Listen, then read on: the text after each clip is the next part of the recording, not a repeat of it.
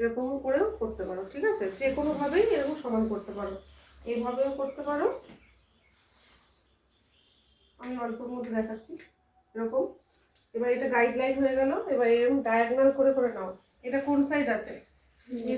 Left side. Left সাইডে এই দেখো কোমটা আমি বলছি নিচে নিতে, তোমরা এখানে নিচ্ছ এখানে নিচ্ছ, এরকম না, কোমটা নিচে না, নিচে ধরলে পরে এতটা জায়গা পেয়ে যাচ্ছ, দেখো এই জায়গা পাচ্ছ।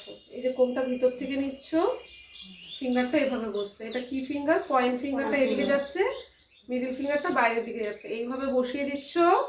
এইভাবে কম যাচ্ছে ফিঙ্গার যাচ্ছে, কম যাচ্ছে ফিঙ্গার। তেসরা রয়েছে 180 ডিগ্রি গাইডলাইনের সাথে আউট থেকে ইনের দিকে, সেম ডায়াগোনাল করে করে ডায়াগোনাল করে করে সেম। কম ভিতরে ফিঙ্গার উপর থেকে, কম ভিতরে ফিঙ্গার উপর থেকে 180 ডিগ্রি, সেম তেসরা finger out to in, out to in. চলো এবার যাচ্ছি, এটা রাইট সাইড হয়েছে, লেফট সাইড গাইডলাইন করা রয়েছে, আবার সেই ডায়াগোনাল করে নিচ্ছি। কম সেই আবার এরকম ধরবে ভিতর থেকে, ভিতর থেকে কিন্তু লেফট সাইডের ফিঙ্গারটা নিচের থেকে, লেফট সাইডের ফিঙ্গারটা নিচের থেকে, কিন্তু ডিগ্রি সেই 180 ডিগ্রি, ইন থেকে আউট, ইন থেকে আউট।